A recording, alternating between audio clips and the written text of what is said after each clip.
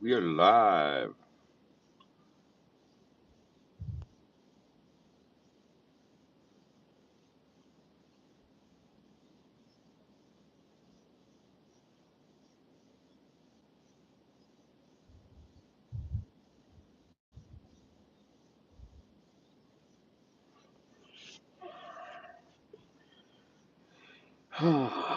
What a day. What a day.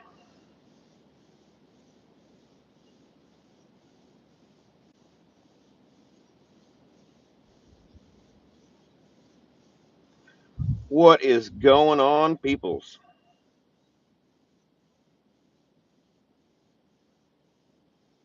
Shalom, Hooter and Torah.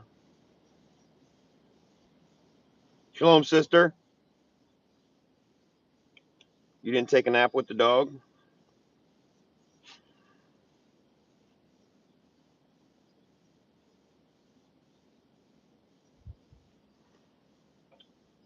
It has been a busy day. Good afternoon, Dano.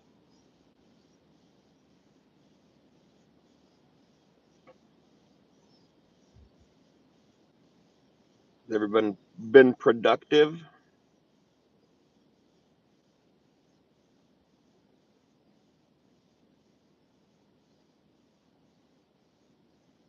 Just taking a break? Thought I'd jump in here, relax, and see what everybody's got going on.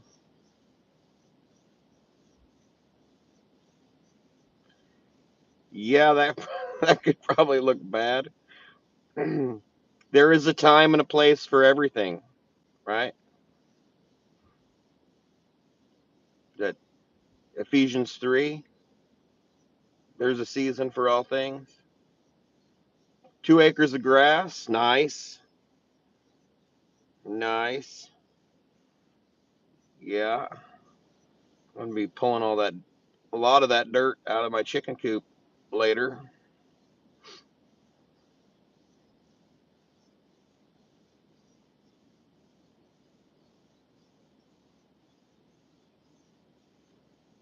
Well, Dano, what's your definition of productive? Dad said work. He didn't say kill yourself for the dollar. He said work. You know, I mean, I've spent the day stewarding what I have, getting prepared for the winter to come based on all the signs that the Father has given me for the area. It is going to be a precipitous winter. Definitely meaningful work.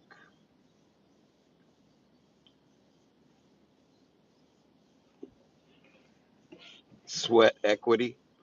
That's right. Had my 10-year-old out in the chicken run. Had to pull the floor up in the roosting box because the chickens have been trying to roost underneath the roosting box because they're retarded. So we just pulled the floorboards up and they can roost on the joists instead of, you know, burrowing underneath of it.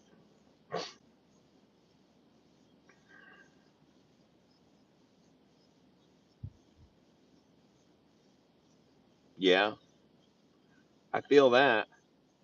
I work every other Sunday for 3 hours at a job because my employer asked if I would. He tried to get me to work on Saturdays, and I was like, "Don't even ask." Like, I I don't work on Saturday. Like, he was sick one day and begged me to come in so that he didn't just have one person on the counter. And it's like, dude, I don't work Saturdays. Like, I understand that you're ill, but I do not go and work for anyone, not even myself, on Saturday. So Sunday is always homestead work for me too.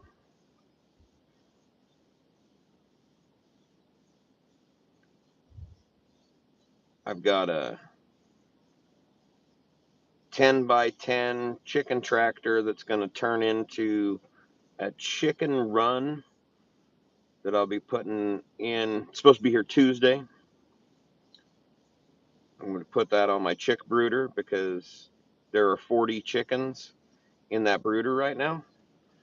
And the chicken run that is on that brooder is not big enough for 40 chickens. So we're going to give them some space to roam. What's up, NEB?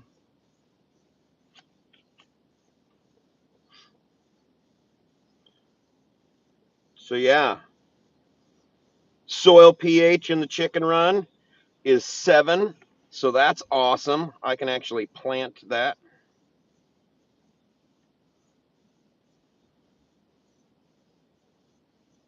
Too heavy.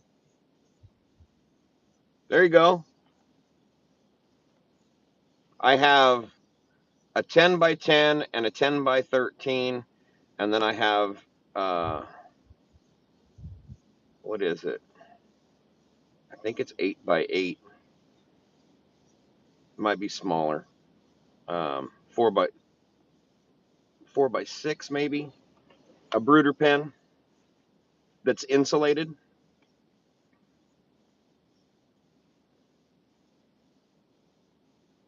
Nice, Dano. Family time is important.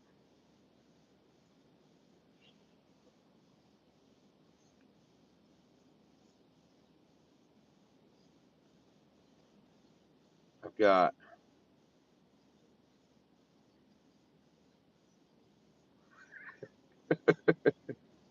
yeah, that's a bit excessive. A brooder only needs to be 2 feet tall, brother. I mean, 10 by 10 will allow you to do 100 chicks.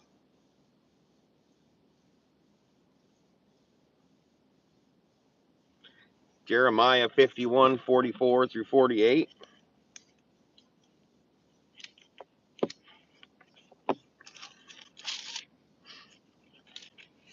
Well, let's take a look, shall we?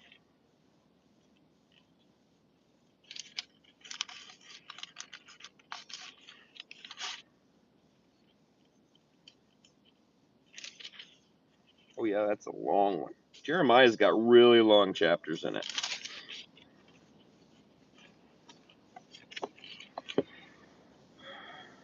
And I shall punish Bel and Babel, and I shall make him spew out what he has swallowed. And nations shall no longer stream to him, even the wall of Babel shall fall. Come out of her midst, my people, and let everyone deliver his being from the burning displeasure of Yahweh. And lest your heart grow faint, and you fear the report heard in the land, for a report shall come 1 year, and after that, in another year, a report shall come, and violence in the land, ruler against ruler. Therefore, see, the days are coming that I shall bring punishment on the carved images of Babel, and all her land shall be put to shame, and all her slain fall in her midst. And the heavens and the earth and all that is in them shall shout for joy over Babel, for the ravagers shall come to her from the north, declares Yahweh.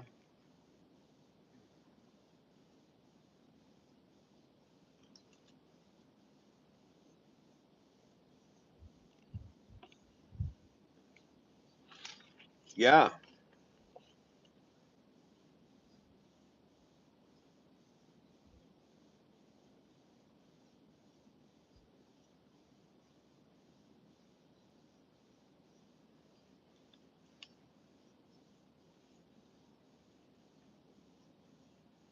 well,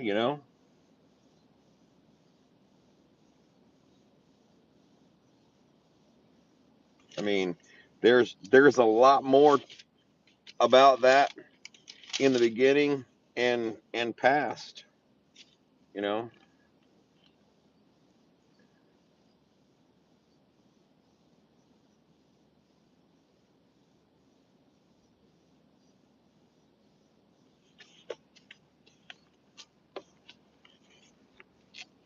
I yeah, yeah. I remember reading that story too, Dano.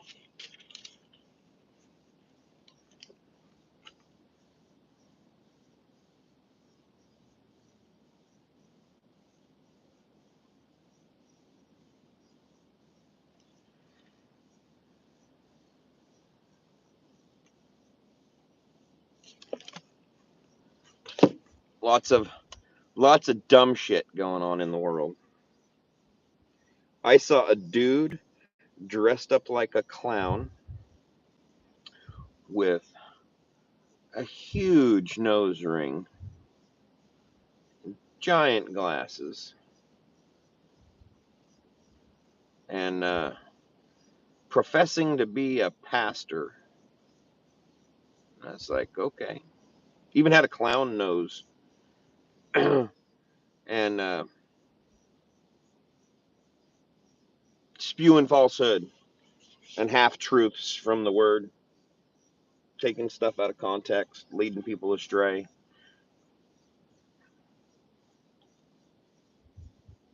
You know, love your neighbor, judge your neighbor in righteousness. Well, I can't judge a heathen in righteousness because a heathen is not following the words of the Father. That's exactly what the word heathen means. How do you hold the heathen to the Father's standard if he does not know what the standard is? Judge and judge righteously amongst yourselves, amongst your brothers and your sisters. That righteous judgment comes from the right rulings and laws in the Torah on how we're supposed to do business with one another, how we're supposed to do life together. When you're spreading the word and being the light of the Father, you cannot judge the heathen on his behavior. You can just tell him the truth and let him know that he repents of his sins in his heart and accepts Messiah as the Son of the Father. Through belief and faith, he can be forgiven and his sins will be forgotten. And that's what the word says. But I can't go out on the street and start preaching the word and then be judgmental and expect people to come to the Father. I mean, yes, there is a standard and yes, there is an expectation, but it's a walk. As you learn that what you're doing is a sin, you repent of that. And you don't do it anymore. And the Father said he'll forgive you.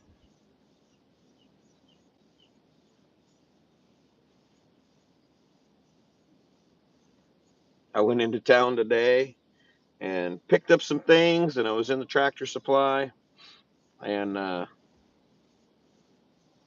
we there was a young man there that was talking about pork and beans.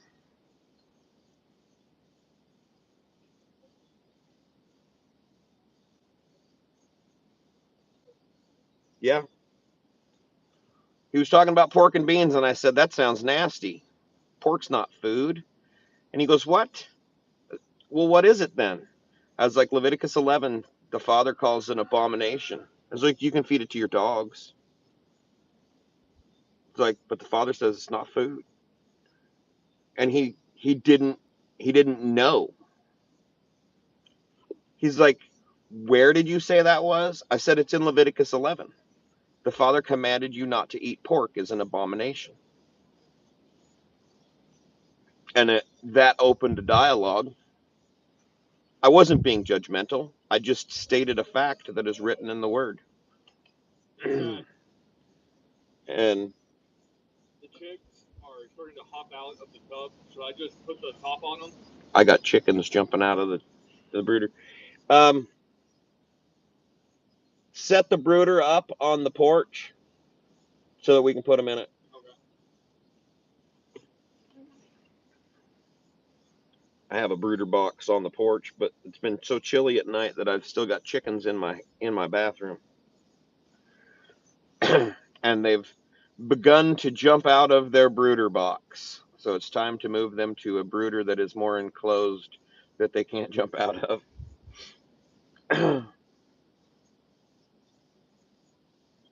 You missed bacon. Dude, I don't even miss shellfish anymore. You know, we used to do a crawfish boil at my house. And uh, I live in Kansas, right? I would have a crawfish brought in, and I'd invite the neighborhood over, and we would have a crawfish boil. But I don't even miss that.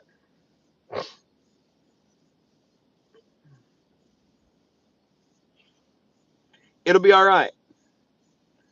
You'll get there, Matt. You'll get there. You know, I mean, there. My wife does not follow the way, but she's obedient. So like, we don't cook shellfish in my house. She does not bring bacon into my house. And because she doesn't do those things, I don't feed her gluten because she has celiac, right? And I keep telling her, you know, if you'd quit eating that crap, um, and change your heart, then maybe the Father would take that cup from you. And she doesn't want to hear it, but she still aligns herself with me, right? And it was a fight. It was a fight, and I was in the wrong, and the Father let me know. Right? There's nothing so humbling as your wife packing up your son and moving out, and then putting a restraining order on you so that you can't even talk to her to fix it, right?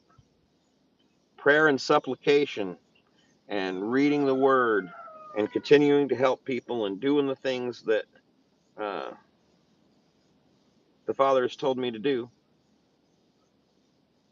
is what brought her back. She dropped the restraining order. Um, I'd, I had asked her to pull our child from the public school system, and a school counselor had during this event, this time when we were separated, um, a school counselor had pulled our son aside without notifying either of us, and um, my wife understood why I wanted to pull our child out of the public school system, because the school counselor spoke to him, and then the sheriff's office was called, and then child services was called, and it was just a shit show, right? So just just in her understanding that, hey, we're not in a competition, right? Like, I'm trying to raise a young man and you are a woman. It's like, if we had a daughter, your opinion on how to raise that child would be more um, applicable to this situation. It's like, but um, when you are fighting with me about obedience in front of our son when I'm trying to discipline him, you're not aligned with me, and that takes him out of alignment, and it messes up the whole structure of the house. And praise Yah, he he did the work. You know, one day my wife called me and said, "Hey, I am so tired of this." I was like, "Not a problem. I will handle it when I get home." I was like, "I promise you, you're not gonna like how I handle it, but I need you to understand that I'm trying to raise a young man. So I need you to back off." And she did. And I made that young man, in his disobedience, take everything that he loved in his room and put it in a trash bag. And it just broke him. And after he was done doing all that, he sat down crying on his bed, and his mom came upstairs and said, "Hey, you are the reason that you are crying. Your father is not the reason that you're crying. Like, your disobedience has caused you to be emotional like this. I need you to understand that." And then she went back downstairs, and I sat down with him and I said, "Listen," and this was a learning moment for me as well. I was like, if I can take all of the things that you love, and it's just stuff for you being disobedient, what do you think the Father could take from you for being disobedient? Right? I mean, I've been given these things to steward, and if I'm disobedient and I squander what I've been given, why would he not just take it from me? Because obviously, if you're burying your talent instead of doing the work, you're not doing what you're expected to do, right? You're supposed to take what you've been given and multiply that through his blessings by doing, right? Not burying it, so that he'll give you more. What's up? You say you want me to get it prepared. Do you want me to put food Plug in there? And plug it in, put food in it, put water in it. Okay. The food, are we using the game feed and the... No, there's chick feed in the implement barn. Gotcha. Thank you. Is the chicken food scoop in there as well, or is it in the garage? You can just bring the bag out. There's hardly anything left. Okay. And that is the 20-year-old that I've been given to steward, because he didn't want to listen as a teenager. He went off to college and didn't listen to the guidance that was given, and he failed out of college. So on the way home, I said, "Did you read the Bible that I sent with you?" And he said, "No." I was like, "You might want to start doing that." I was like, "Because right now you are being redeemed. So you are a bond servant to this house. Like, you don't have a job. You're an adult, and you have to live and you have to eat.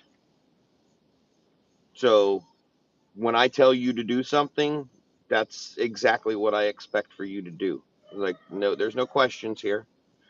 He has a job, but he's trying to pay off the student debt that he incurred by failing out of his classes. So he's coming around. What made her choose to come back? Um, a friend of mine in faith, like, she has faith and she reads her Bible, and she's a friend of mine and my wife's, and she reached out. No, I didn't pierce his ear with an awl, Matt.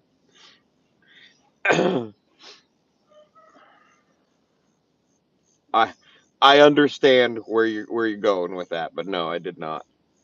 Um, he is free to leave whenever he wants, right? He has a job, he has a vehicle.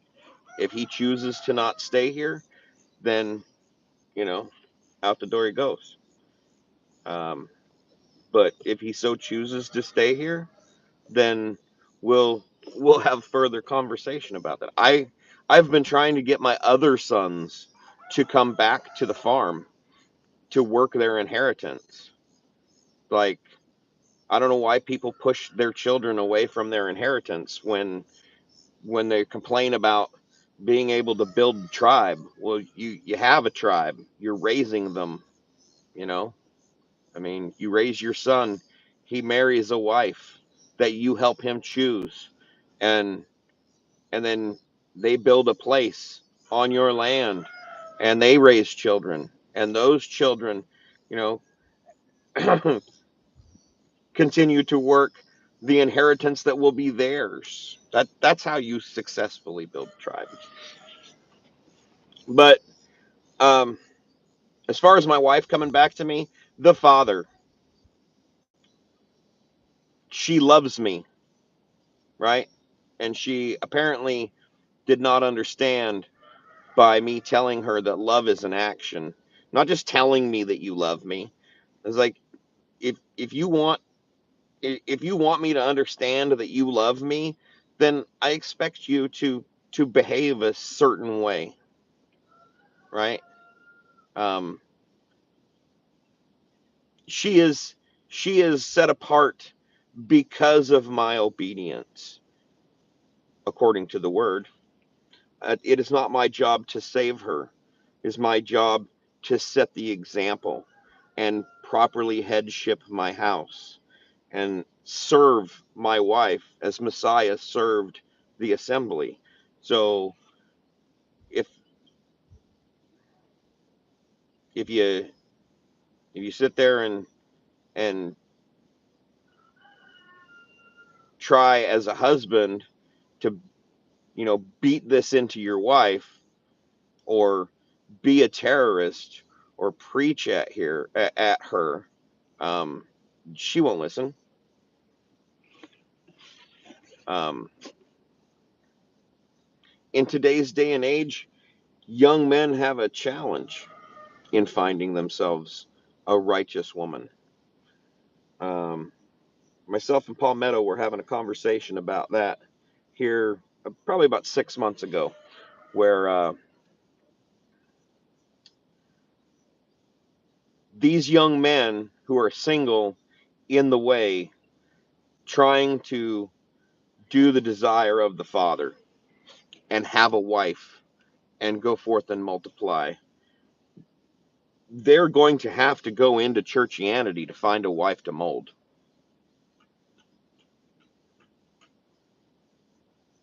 But you have to be strong in your faith and strong in your convictions and strong with the Spirit.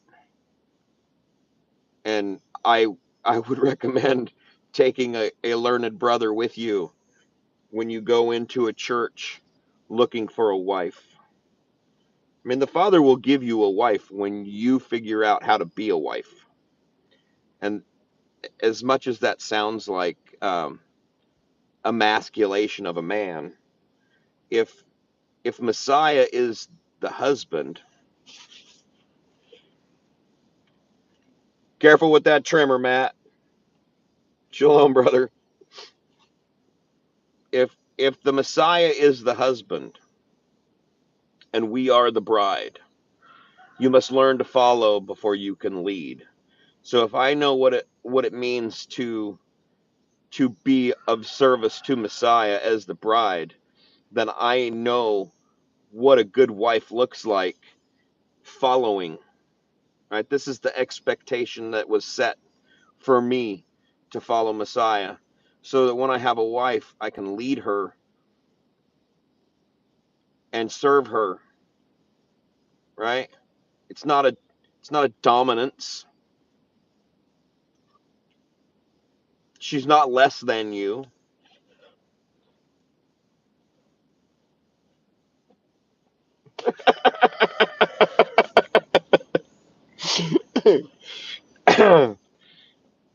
Yeah, yeah, it sounds like work. I mean, you have to be deserving, right? Like, if you can't steward what you've been given, why would the Father bless you with a wife? For a man who has found a wife has found favor in the eyes of the Father, right? So if you find favor in the eyes of the Father, would he not give you a wife when you're prepared to be the head of a household? Now, sometimes the Father gives you things to make you ready, right? Like, hey, here's a child. It's time for you to learn patience and understanding. I mean, I have 5 boys, and I'm still getting it wrong, but I'm still trying, you know? I've I've told my boys to leave women alone. My oldest son is married, and the daughter he brought into my family is a blessing. She is amazing, and she keeps him grounded. Because if she didn't, he'd probably be in jail somewhere. He was, and he come by it naturally. He was a very rebellious young man. I was a very rebellious young man to my father as well, because when we're young, we think we know everything. And praise Yah that he put me in the military to learn discipline and structure and how to take orders, right?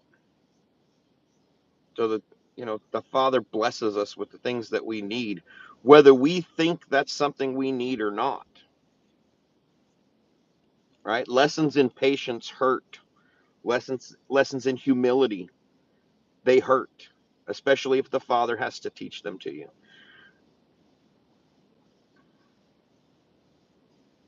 Kindness is easy.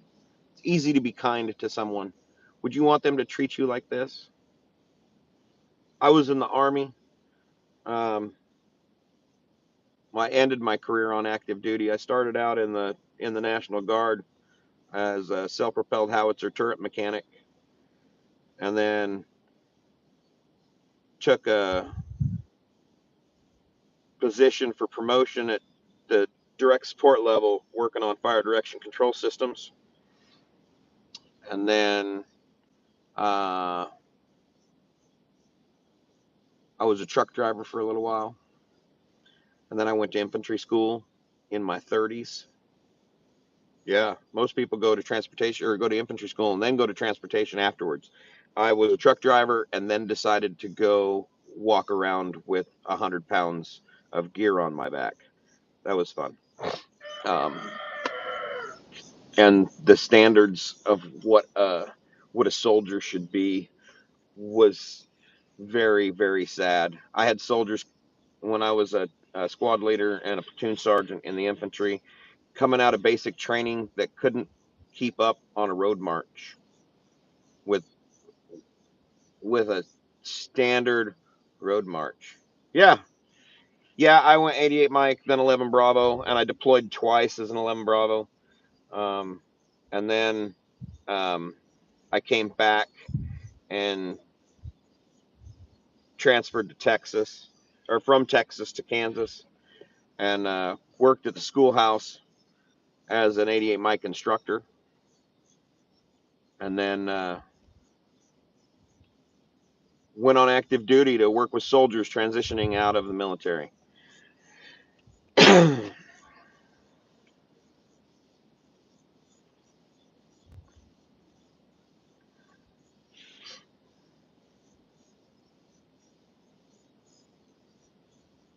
Oh, don't thank me.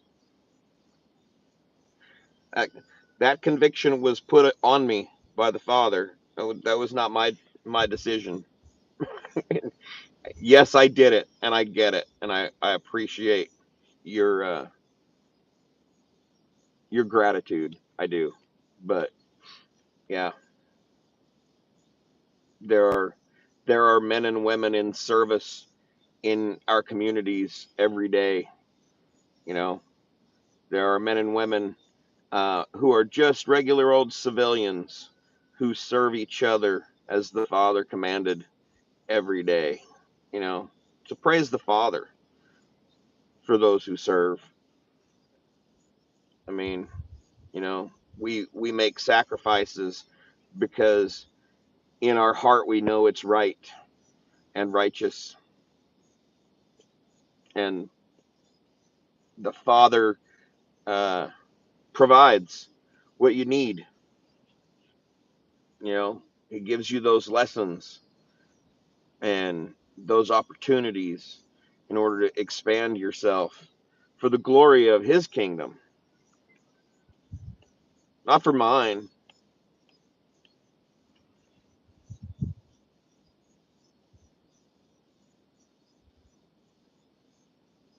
You know, I love to drive, right? So driving trucks for the Army and everything else that they could possibly put me in, uh, it was it was fun. It wasn't work. It was fun. Teaching that to young soldiers or even old soldiers who were transitioning into something else because the med board told them they had to, that was fun. You know, uh, I enjoy teaching. I was a weapons instructor as an 11 Bravo for a couple of years before my last deployment, and that was fun. I taught soldiers um, base defense operations for a couple of years.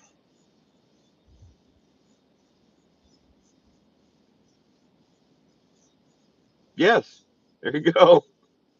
Yeah, our Father is amazing. You know, um, in James where it says, uh, "Count it joy for when you experience trials." Right?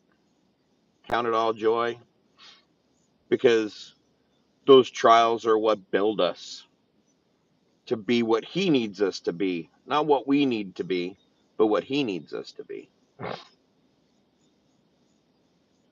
You know, when I first when I first started instructing soldiers on a MOB platform, these are company and battalion sized units coming through. So, you know, you'd get a battalion on your training platform, and the class that you were teaching could have anywhere from 30 to 60 people in it. And I hated public speaking. I hated it. But because of the knowledge and experience that the Father had given me, standing up in front of those people with the men that I trained with was easy, you know, and it was joyous.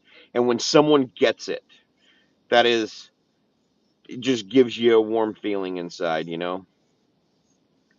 When you see someone struggle and struggle and struggle, and then finally they get it.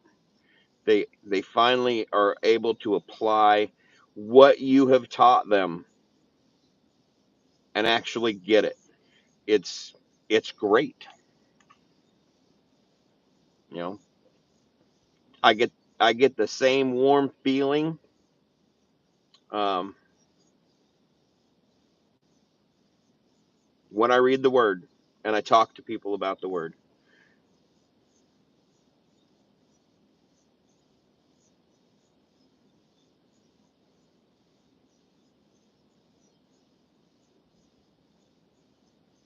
Yeah, I've never had an "I love me" wall. All of my awards, all my ribbons, all that shit's in a box.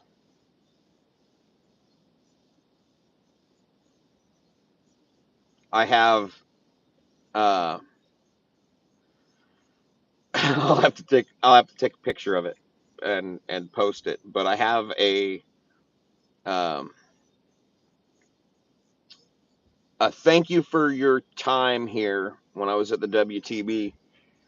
Um, so a motorcycle accident with a deer ended my military career, and so the soldiers that I worked with and the soldiers that I worked for, because I was helping them transition out of the military, um, built a display of a little model motorcycle with uh, this big old buck, and they cut the legs off. I think I'd have to look at it again, but it was a gory scene, um, and it was enclosed in a case with a T-shirt. No, I was at Fort Riley, um, and then it had a plaque on the top that was a thank you for the time that you spent here. Uh, type thing. And, you know, that was, that accident was a pivotal moment in my walk with the Father. Because while I was always trying to be a good person, I was not always a good person. I was not doing the will of the Father. I was not living my life in a fashion that he would say, "Well done, good and faithful servant."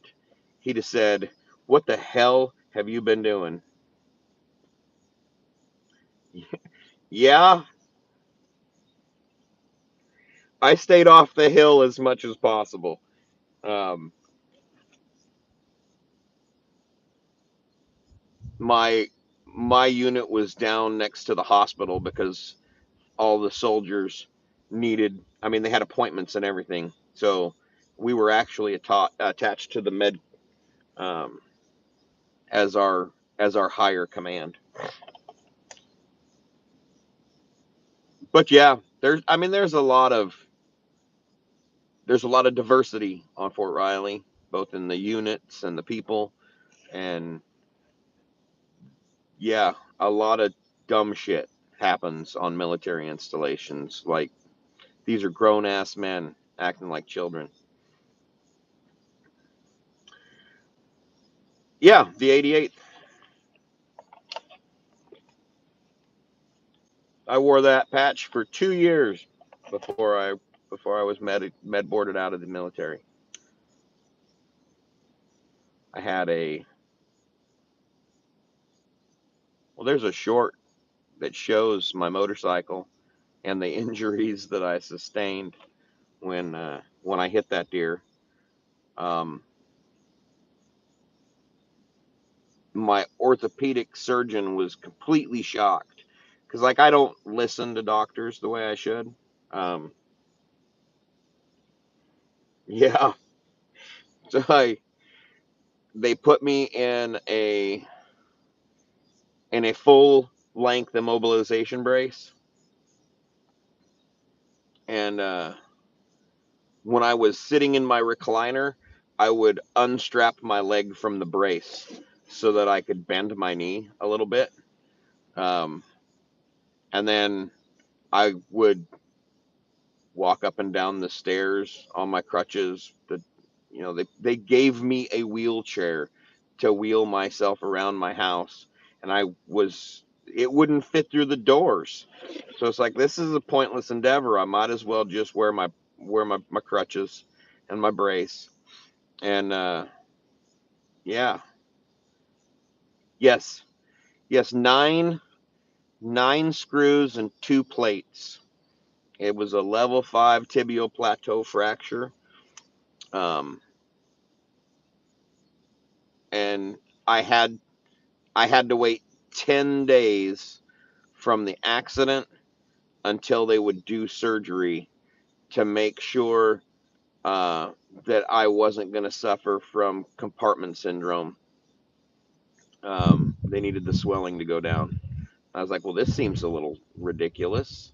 Like, why don't you just cut me open? That'll make the swelling go down. But my wife and I had been divorced. We were divorced at the time, and um, she moved me into her house, um, and made sure that I was taken care of while I recovered. And then right before I got discharged, I made arrangements with her chain of command, and the third district court judge was actually an army judge, and he came he came on to post, and we got married in the courtroom on Fort Riley. I proposed to her, and she said yes, and I said, all right, let's go, because the judge is here to, sign our marriage certificate and everything. And my sergeant major and my commander was there, and her chain of command and friends were there. And it was that was the start over. The father brought me back to her after we got divorced because our son needed a father, and his his mother needed a husband. And obviously, in the word, a woman doesn't have the authority to file the divorce, right? As the husband, I'm supposed to give her a certificate. I never went to court. They served me papers, but because I did not challenge it, um, the court just proceeded. It's like, this is awfully ridiculous. She came back, and I thought we were still married, and she's like, no, here's your divorce papers. Like, why didn't the court send these to me? But I mean, that was then, and now we've been married again for, this will be 4 years, going on 5. And yeah, the Father does work miracles. I mean, you don't have to ask for a sign. The Father shows you all the time.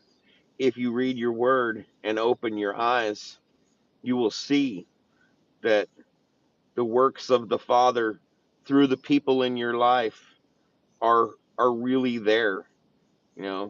I mean, the order in amongst the chaos in your life is the Father working on your behalf. It's awesome. What are you doing today, Dano, other than hanging out?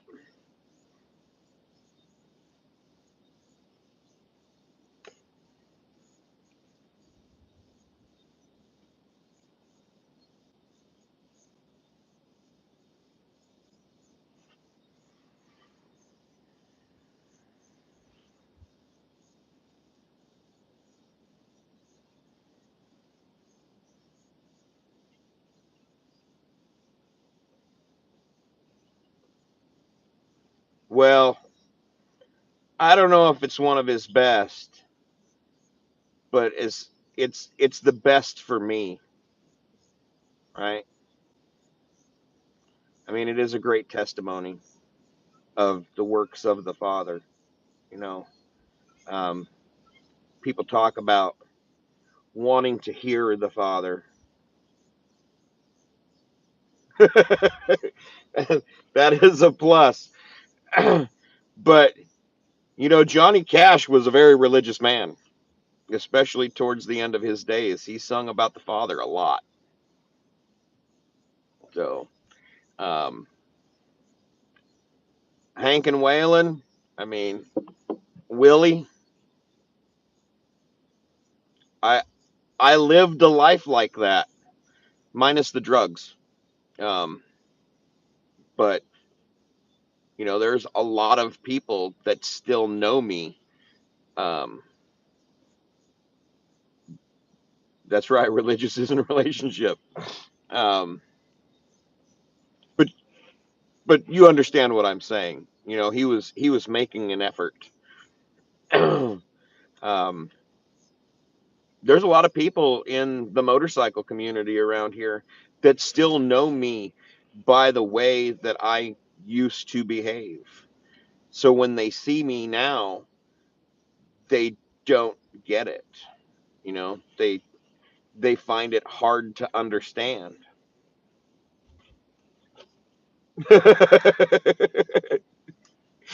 No, no. Um, I'm not going to judge you for that because I've been holding a cigarette in my hand for the last 20 minutes. um, I I don't know in the Torah where it says that you can't smoke, but you know,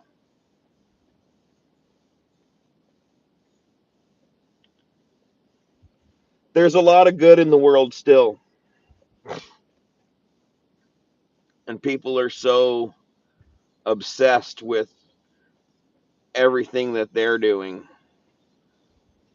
and being in the world and of the world, that they don't see the Father's works.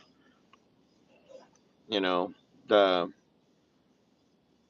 homeless person on the street corner that people ignore, but yet the Torah says that you're not supposed to have any poor within your gates.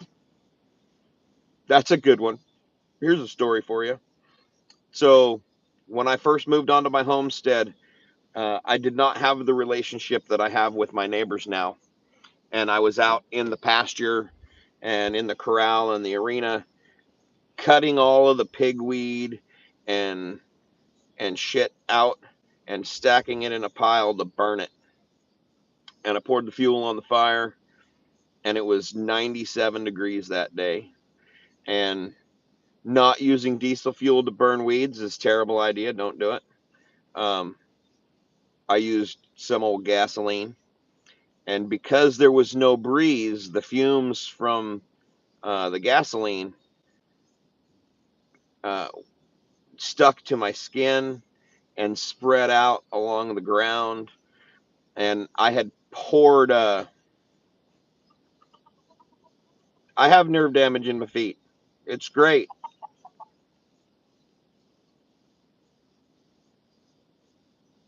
Yeah, yeah, yeah. But I set myself on fire that day, in front of my now 21-year-old son. He was, oh, what, 18 at the time. And I drove myself to the emergency room, and I called 911. Or I didn't call 911. I called the hospital and let them know I was coming. Um, and I went to the burn unit. And when I got out of the burn unit, I had my wife stop. I hadn't had a cigarette in 3 days while I was in the burn unit. So I wanted a cigarette. And when I came out of the store, a man approached me. Now, both of my arms are covered in bandages all the way to my bicep. And I have some burns on my face. Uh, and this guy came up to me and asked me for money. I was like, shit.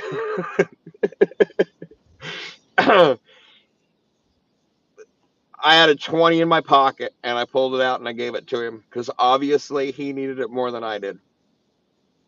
Um, you know, and when I gave him that money in the condition that I was in, his face just like lit up, like he'd just won the lottery. It's like, it's shit like that happens to me all the time. Um, the Father blessed me with a mountain of knowledge in medical. Right, I paid attention during first aid classes and during combat lifesaver training, because the old combat lifesaver training, you could run lines. Right, I could put holes in you to keep you alive. One of the local firefighters, his kid got in an accident. They passed me doing like 90, and I rolled up on them, and the truck was 100 yards out into a cornfield, and it had already been harvested, and both of them had been ejected from the vehicle, and everyone is just parked on the side of the road watching. uh yeah, there you go. Even angels. Yeah.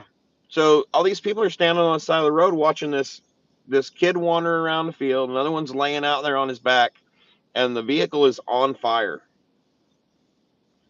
And I'm like, why aren't you doing anything? You know? So I didn't have the kit that I have now for medical. I wasn't EMT qualified at that time, but I still knew basic trauma medicine.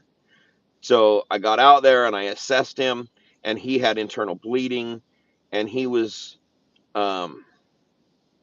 agonal moaning, right? That's the noise your body makes when you're dying. Um, I I took the tension off of his abdomen and got him in a comfortable position. He was unresponsive to everything. Like, the only reason he was making noise is because his body was dying on him. And EMS got there. We got him on a board, got him in the got him on the gurney, and his dad showed up. They they did. CLS bags did lack a lot. Um, the nice thing about the CLS bags is mine was issued to me, so it was always in my possession. So I added stuff to it that I still carry in my kit now. Um, but and a lot of that stuff comes in a refuge kit, right? So uh, yeah, I'm still friends with that kid's dad. He is one of the local firefighters. He showed up, and it's like, Howard, you need to get in the bus. He didn't understand that because he was on call. He was on duty that day. He responded to a call where his son was uh, the victim, right? The patient, and that right there is what turns a lot of people off to serving in the medical community. Yeah. Um, so that kid um, lived. I ran into him a couple of months later, and he thanked me for not standing there holding my hands in my pockets. Um, and he went to rehab and cleaned up his life, and now has a wife and family, and lives in Texas. So that's awesome. Um, but people talk about how they never hear the spirit, and I had Bob. Bob tells a story about when he met me, yelling at my mom on the phone at Arming the Saints men's retreat in Oklahoma, um, doing spiritual battle with her in the Word, right? Because she was learned. She had read the Bible um, many times, but because of the teachings of the church that she lived her whole life in, um, she was in disagreement. Oh, oh no, the Spirit spoke to me. So uh, fast forward a year after I met Bob, um, my mom was diagnosed with cancer, and it had metastasized. And one Sunday morning, I got a call from my stepdad saying that they had transferred my mom to the hospital in Lincoln. And so I was like, well, do I need to come? And he's like, no, no. And then they got to Lincoln, and I called again. And he's like, you probably better come. So I got in the truck, and before I even turned the key, I heard clear as day, I am going to take her. I was like, okay. Um, I'm not sure. Uh, I was pretty certain that it was the Father telling me, so that I was prepared when I got there. And I got there, and I went to the ICU, and I took my Bible with me, and I sat there and I read the Bible with my mom. and then the doctors took her for imaging. Um, and then she came back. And when she came back, I told her, I was like, the Father intends to take you. And she just kind of looked at me like I was high. And the doctor came in and said, imaging shows that you have a perforation in your bowel caused by the chemotherapy treatment, and there is nothing that we can do to fix it. I was like, okay, Mom, what do you want to do? And she's like, I want to go home. Yes, ma'am. So the doctors got her discharge paperwork ready to her and got hospice lined up. And I went to my mom's, made sure that they got all set up. And then I came home and I got what I would need for the week.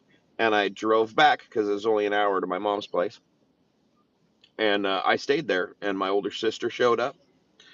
Um, and she was a wreck, and my stepdad was a wreck, and all of her friends from the church were a wreck. And it's like, why is everybody like this? Like, death is something that happens. You know, we're mortal. When the Father says it's time for us to go, it's time for us to go, and there's nothing that we can do to stop that. So, I mean, my time in combat had prepared me for, you know,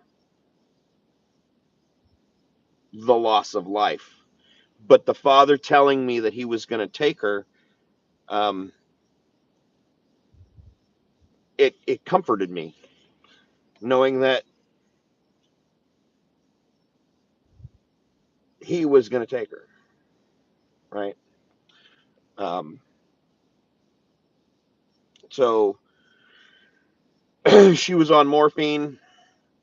Most people, when they go into hospice, they dope you up to the point where you can't even talk, and it's ridiculous. So your loved one is laying there in a bed so high on morphine that they are essentially in a chemically induced coma. My mom's. I gave my mom the first dose that the doctor had said, "Hey, uh, this is the dosage," and she did not like it. She's like, "We're not doing that again." I was like, "Okay, well, you tell me when you need medicated, and I will half the dose, and we'll go from there." And she's like, "Okay." So when she'd feel the pain start kicking in, I would give her half of a dose and she'd be good. And so we planned her funeral and we planned her memorial service.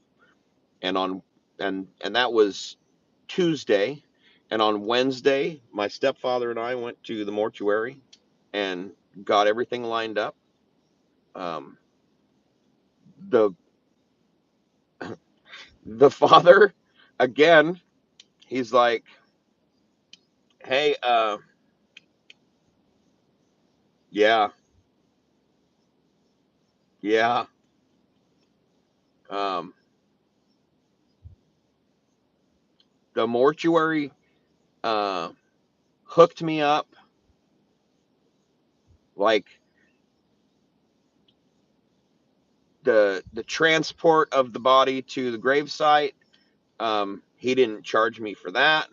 Um, my mom wanted it simple, so simple it was. Um, like we a funeral is freaking crazy expensive.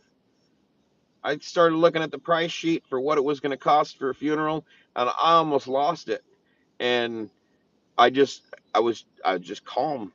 And I was like, we don't need this. We don't need this. We don't need this. My mom did not want to burden us with her death. That was exactly what she said. You keep it as simple as possible. Just make sure that I am buried in my temple clothes. I was like, all right, Mom. It cost us $5,000 to bury my mom. Um, the funeral plot was donated by her best friend. Um, the marker was donated. We still have to do the headstone, but the marker was donated. I'm still waiting to hear back from my siblings. And I told my wife what it was going to cost, and she's like, "Well, I'm going to call your brothers and sisters, and they need to help with this." And I started getting messages, lots of messages. You had better talk to your wife because she is causing a shitstorm. And I was like, okay. So I called my wife and I was like, hey, um, thank you for trying to help, but I need you to stop. Like I will handle this. So I sent out a message to my brothers and sisters and I was like, hey, I'm not asking you to help your mother. I'm asking you to help me. I understand the anger and the issues and everything that you have with her, but I'm asking you to help me because this is this burden, this financial burden should not just be mine.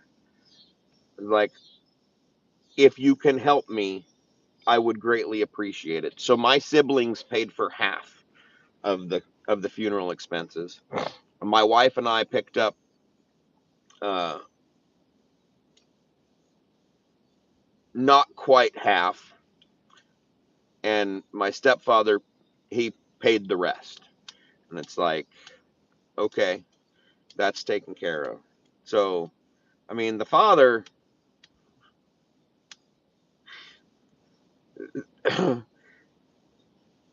works.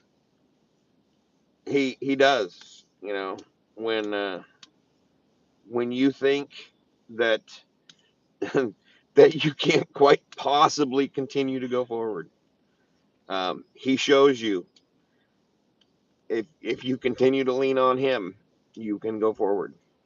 So,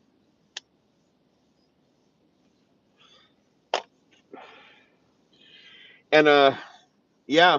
So we buried mom on Saturday, and on Tuesday. Nope, on Sunday I was going back.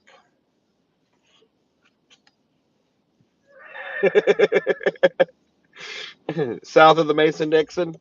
Okay,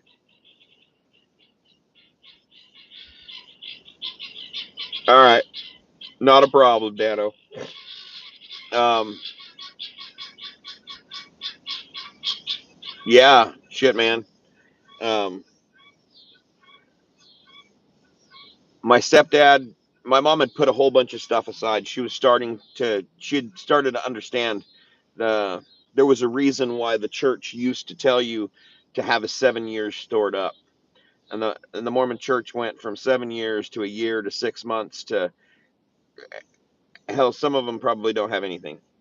Um, but she understood why, and getting back into her word, uh, through conviction of her son, who had been in apostasy with the father for over 25 years. She understood, hey, the father told us to be prepared for a reason. So she had all this food put up, and I went up and I picked it up because my stepdad didn't want it, and I brought it down here, and me and my wife sorted it, and the stuff that we uh, could use, like there was a bunch of canned sugar, like big number 10 tins of sugar. Well, my wife keeps bees, and she feeds them sugar. It's like a cup of sugar, and the rest of it is water, or a pound or something like that. I can't remember. I've only helped her mix it one time, but she puts it in a canning jar, and her bees drink it and use it to make food when um, pollen is in short supply. She feeds it to them in the wintertime. So I've got all these big tins of sugar, and the rest of it I took to. to Oklahoma, to Idabel. It's like the Father is convicting me to go to Idabel. And I loaded up a bunch of frozen chickens from the freezer to help feed the people that were um, down in Idabel. And off I went. And I left that night, and I got there the next morning, well, right after Bear just finished doing the brief. And it's like, well, this is good timing, you know. And Brother Twitch was there, and Bob was there, and we had a baptism that first night, and it was amazing. Um, and I just kept feeling this pull, and TJ's like, "Hey, is there anybody else?" Well, he's standing in the middle of this river, and I I wanted to say yes, but I couldn't. And the next night, I was talking to Twitch. It was like, "Hey, you know, we're having a conversation and about fasting and baptism." And he's like, "Do you want to get baptized?" Oh yeah, Twitch is a shit. Um, but yeah, he goes, "You don't deserve it. None of us deserve it. None of us deserve the grace of the Father, except for the fact that He said we do." He's like, "Do you want to get baptized?" I was like, "Yeah, I want to get baptized again." Because I was baptized in the church when I was 8 years old, and I didn't understand why, what the purpose of it was, or anything. Yeah, Twitch and Bob baptized me. And he goes, "Well, let's go." I was like, "Dude, let's sit down and eat dinner and let all these good people finish eating their dinner. They've been at it all day. And then we can go." And he's like, "Okay, sounds good." So we sat down and we broke bread and we had a meal. And when we were done eating, um, Twitch is like, "Hey, we got a baptism. Let's go." And hell, there had to been 10 trucks full of people. They down to the water treatment plant. There's a river that run past the water treatment plant, um, that one of the brothers in the area had access to. So uh, we hiked, probably about a half a mile down to the river, and I got baptized. And there was a young man there who was actually sojourning.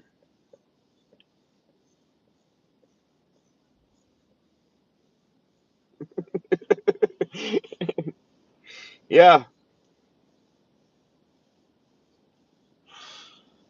there was a brother that was sojourning with them.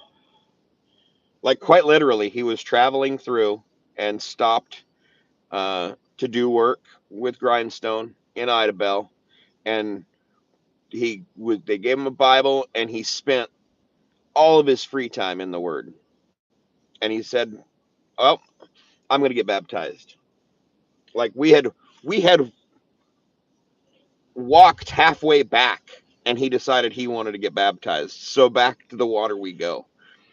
And then another brother wanted to get baptized, and the Spirit was just moving. It was amazing.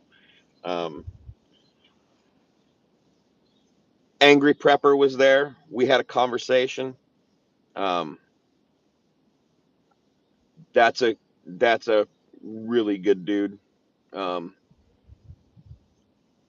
but it's like, I'm not trying to convince you to get baptized. I'm just saying that this is my testimony, and um, when you're ready, you'll know it. And he was like, "Cool," but like, he had questions. It was really cool.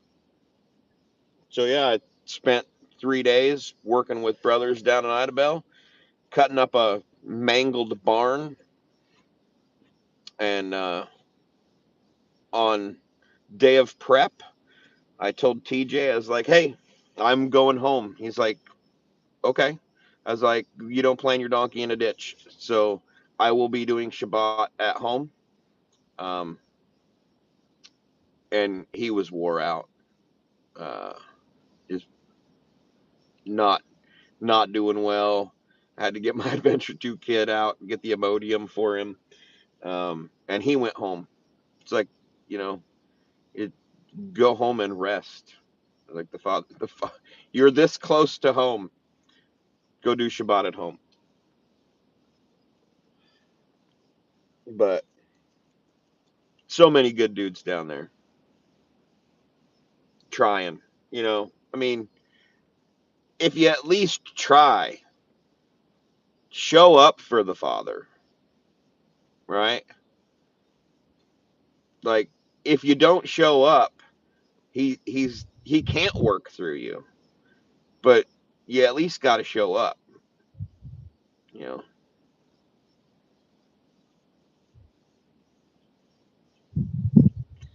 know. When I met him for the first time, I said I thought you'd be bigger because he looks taller on camera than he does in person, and he is just a man, just like the rest of us. You know, he succumbs to illness. Uh, he's doing his best to be obedient, but he's still a good dude. You know, um, everybody wants to reach out to him as a pastor, and while he holds the title of pastor, he is my brother, and I've told him that. I was like, dude, you're not my pastor, you're my brother. Um, it it's not right to call someone your pastor that is yes, it's not right to call someone your pastor that's not shepherding you in his flock every day, right? Like, having a relationship with a man through the YouTube does not make him your pastor. there's a there's a lot of people who forget that the esteem goes to the Father. It's like, the Father's doing these works through us. If it weren't for the Father, I wouldn't be able to do any of this, right? I wouldn't be able to show people that, hey, you can make dirt with chickens. Hell, I have a 6 foot tall tomato plant growing out of my brooder run because my wife feeds tomatoes to my chickens. You know, when I've got chicks in the brooder, she'll just throw vegetables in there, and voila, we have unintentional gardening. Um, and I harvested about a pound and a half of cherry tomatoes off that plant last night, and they were delicious. I came in the house with them, and my wife was on the couch, and I was like, "Hey, you want some chicken poop tomatoes?" She says, "What?" I was like, "You want some you want some chicken tomatoes?" What are you talking about? I was like, these are the tomatoes that you planted unintentionally in the chicken run. Oh, oh, sure. She doesn't understand. But yeah, I got to harvest watermelons sometime today too. I got to harvest watermelons, and I got to start cutting my watermelon patch back so that my strawberries can get some more sun before the wintertime comes. It's been getting chilly at night. I'm gonna have to. I'll probably cut the watermelons and then just leave the vines lay. Um, and then I've got some straw.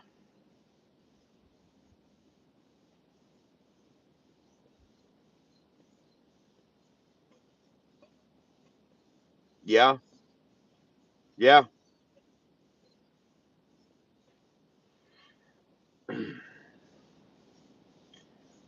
It's really, really hard to find righteous people. People that are uh, really trying to be obedient to the Father. There are people who play like they're trying to be obedient to the Father, and there are people that are actually being obedient to the Father. Um, if you don't read the Word and do what it says, how do you know what it means to be righteous? Like, because that's where the definition of righteousness comes from. You know, that's where we figure out what the lawless one looks like, right? Um, if you're not,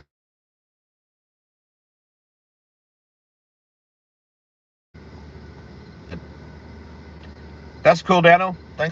Thanks for hanging out, brother. It's always good to see you, even if it's just you typing.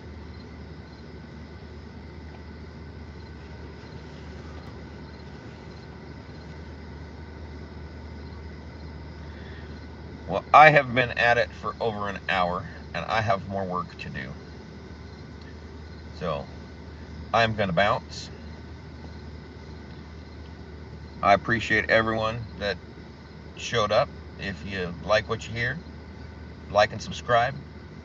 Come join us again. May the Father bless you in all that you do.